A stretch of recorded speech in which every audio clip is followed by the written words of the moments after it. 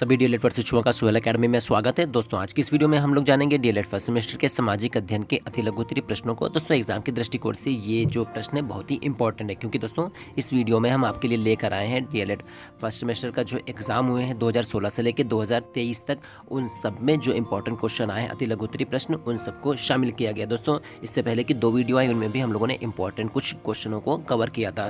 तो उम्मीद करते हैं दोस्तों उन वीडियो को आप लोगों ने देख लिया होगा। दोस्तों जिन लोगों ने अभी तक उन वीडियो को नहीं देखा है, डिस्क्रिप्शन बॉक्स में उसका लिंक मौजूद है, आप लोग लिंक पर क्लिक करके उन वीडियो को अच्छे से देख लीजिए, जिससे दोस्तों आपके जो वेरी इंपॉर्टेंट क्वेश्चन अति लघुत्तरीय हैं वो आपके अच्छे से तैयार हो जाए। और दोस्तों एग्जाम में यहीं से क्वेश्चन आपके जरूर आते हैं, ठीक है। तो दोस्तों जिन लोगों ने अभी तक हमारे चैनल सुहेल अकेडमी को सब्सक्राइब नहीं किया, चैनल को जरूर सब्सक्राइब कर लें, बेल आइकन को प्रेस कर लें, जिससे हमारी वीडियो की नोटिफिकेशन आपको सबसे पहले पहुंचे। दोस्तों वीडियो को लाइक और अपने दोस्तों में ज़्यादा से ज़्यादा शेयर करें। तो दोस्तों शुरू करते हैं आज की इस वीडियो को और जानेंगे कि आज के हमारे अति लघुत्तरीय प्रश्न जो 2016 से लेकर 2023 तक के एग्जाम में आए हुए हैं वो कौन कौन से थे। इसके अलावा दोस्तों कुछ और इंपॉर्टेंट क्वेश्चन जो एग्जाम के दृष्टिकोण से वेरी इंपॉर्टेंट होते हैं, यानी यहाँ से एग्जाम में क्वेश्चन बनने की संभावना 100% रहती है, ठीक है, तो उनको भी इसमें शामिल कर लिया गया है। तो उम्मीद करते हैं दोस्तों यहाँ से जो भी बताए गए पॉइंट वो आपको अच्छे से समझ में आ जाएंगे और वीडियो आपको जरूर पसंद आई होगी। दोस्तों अगर फिर भी कहीं पर भी कोई भी कंफ्यूजन हो तो कमेंट्स बॉक्स में हमें कमेंट्स करिए। तो दोस्तों शुरू करते हैं आज की इस वीडियो को और देखते हैं आज के क्वेश्चन हमारे कौन कौन से होने वाले हैं, ठीक है। सबसे पहले यहाँ पर एक क्वेश्चन आता है कि ग्लोब की उपयोगिता क्या है, ठीक है। तो दोस्तों इससे पहले की वीडियो में हम लोगों ने 138 क्वेश्चनों को कवर कर लिया था, तो आज जो क्वेश्चन हमारा रहेगा 139 से रहेगा, ठीक है। तो यहाँ पे क्वेश्चन है कि ग्लोब की उपयोगिता बताइए, यानी ग्लोब के बारे में आपको बताना है। तो जब हम पृथ्वी का अध्ययन करना चाहते हैं तो हम एक ग्लोब हमारे लिए काफ़ी उपयोगी सिद्ध होता है, ठीक है। यानी जब हम पृथ्वी का अध्ययन अगर हम करना चाह रहे हैं तो जो ग्लोब होगा वो हमारे लिए काफ़ी उपयोगी सिद्ध हो जाता है, ठीक है, क्योंकि ग्लोब पर ही हम देख सकते हैं कि किस तरीके से महाद्वीप है, महासागर है, ठीक है, और किस तरीके से पूरा अक्षांश और देशांतर रेखाएं किस तरीके से कहाँ कौन सा देश स्थित है उसको अच्छे से हम देख सकते हैं, ठीक है ना। अगला क्वेश्चन फिर यहाँ पर आता है कि पृथ्वी के 4 प्रमुख परिमंडल कौन कौन से हैं। दोस्तों याद कर लीजिएगा, वेरी इंपॉर्टेंट, यहाँ तो डीएलएड फर्स्ट सेमेस्टर के एग्जाम में तो आएगा ही आएगा और यहाँ से दोस्तों यूपी टेट में जरूर आपका क्वेश्चन बनेगा, ठीक है। तो पृथ्वी के 4 प्रमुख परिमंडल यहाँ पर हैं, भूमंडल, उसके बाद जलमंडल, वायुमंडल और उसके बाद आता है जीवमंडल, ठीक है। अगला क्वेश्चन दोस्तों यहाँ से फिर आता है 2 महाद्वीपों के नाम लिखिए जो पूरी तरह से दक्षिणी गोलार्ध में स्थित हों। देखिए क्वेश्चन क्या पूछ रहा है, 2 महाद्वीपों के नाम। तो दोस्तों ऐसे आप कोई भी महाद्वीपों के नाम लिख सकते हैं, ठीक है, लेकिन कंडीशन उसने क्या की, जो पूरी तरह से दक्षिणी गोलार्ध में स्थित है। तो अब क्या करना है, आपको ग्लोब देखना है, उस ग्लोब में आपको देखना है कि दक्षिणी गोलार्ध में, यानी यहाँ पर ये देखिए, आप देखिए इस तरीके से, ये यहाँ पर मान के चलिए ये ग्लोब है इस तरीके से, ठीक है, और यहाँ पर ये इसका ये ऊपरी वाला ये वाला हिस्सा ये उत्तरी गोलार्ध है, नीचे वाला जो हिस्सा होता है ये वाला ये दक्षिणी गोलार्ध, ठीक है, ये दक्षिणी गोलार्ध और ये होता है उत्तरी गोलार्ध, ठीक है।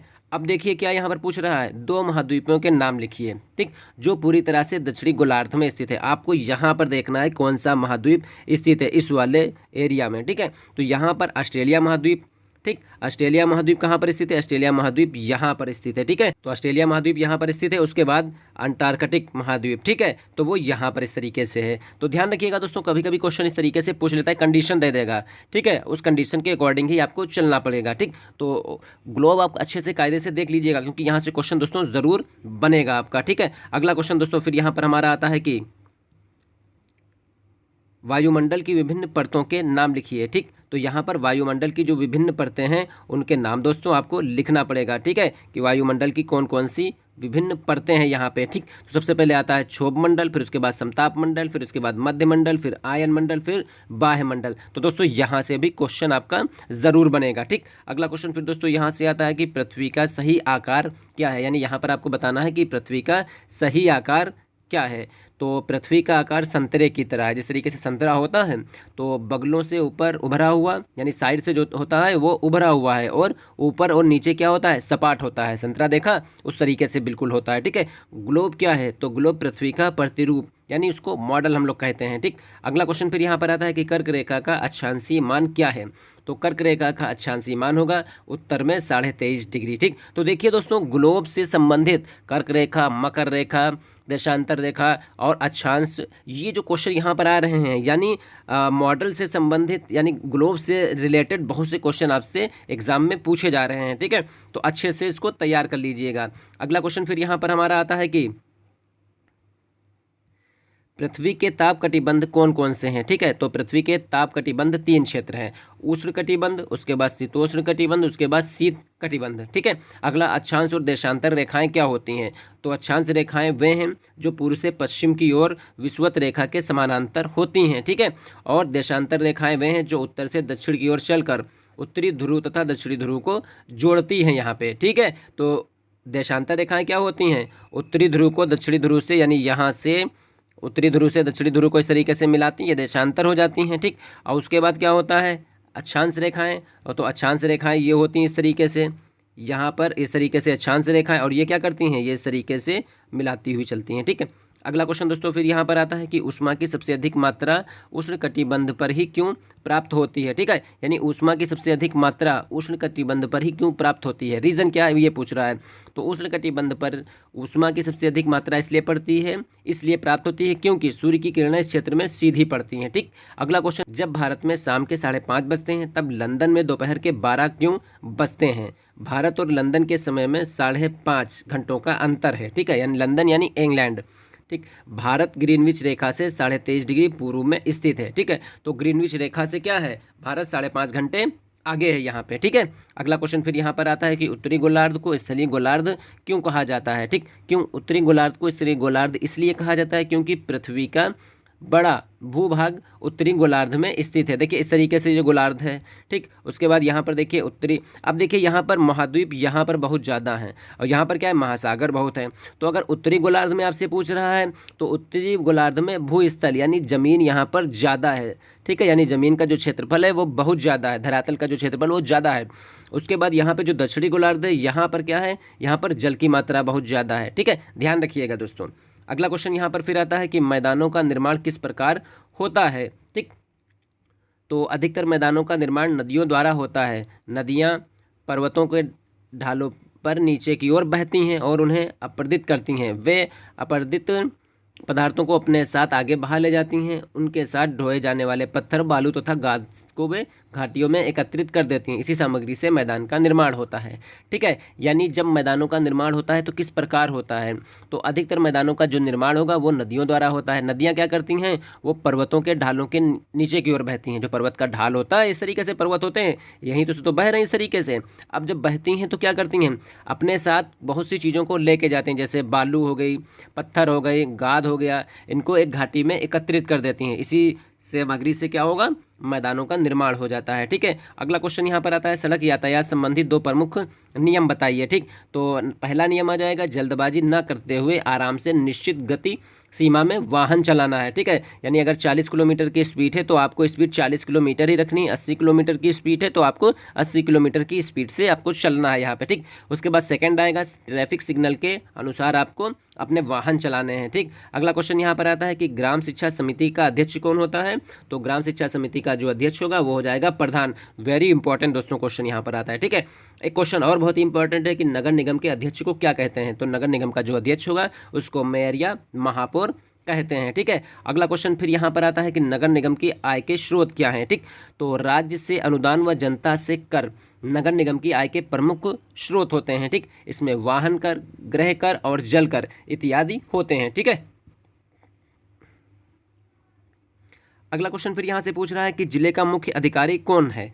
तो जिले का मुख्य अधिकारी जिलाधिकारी है। ठीक है, इन पर नागरिक प्रशासन, विकास, पंचायत, स्थानीय निकाय इत्यादि के क्षेत्र की विभिन्न जिम्मेदारियां होती हैं। जिले के विभिन्न अधिकारी निम्नलिखित हैं। अगर पूछा जाए जिले का मुख्य अधिकारी कौन है तो वो हो जाएगा जिलाधिकारी। ठीक, ध्यान रखिएगा, अगर वो पूछ रहा है जिले का मुख्य अधिकारी तो जिलाधिकारी। अगर वो पूछे जिले के अधिकारी कौन कौन से हैं तब आप यहाँ पर नंबर 1 पर जिलाधिकारी, जिला न्यायाधीश, वरिष्ठ पुलिस अधीक्षक, मुख्य चिकित्सा अधिकारी, जिला बेसिक शिक्षा अधिकारी और इसके अलावा मुख्य विकास अधिकारी और इसके अतिरिक्त एसडीएम होते हैं, तहसीलदार होते हैं, सिटी मजिस्ट्रेट होते हैं, जिला पंचायत अधिकारी, ये प्रमुख रूप से होते हैं। ठीक है, अगला क्वेश्चन कि जिले में परिवार कल्याण के कामों को कौन देखता है? ठीक, तो अगर परिवार कल्याण से रिलेटेड कोई काम है तो उनको देखेगा मुख्य चिकित्सा अधिकारी यानी CMO, चीफ मेडिकल ऑफिसर्स जिसको कहते हैं। ठीक है, नगर निगम का गठन कितने वर्ष के लिए किया जाता है? तो ये 5 वर्ष के लिए किया जाता है। तो दोस्तों नगर निगम, नगर पंचायत, नगर पालिका और ग्राम पंचायत इनका जो गठन होता है वो 5 वर्ष के लिए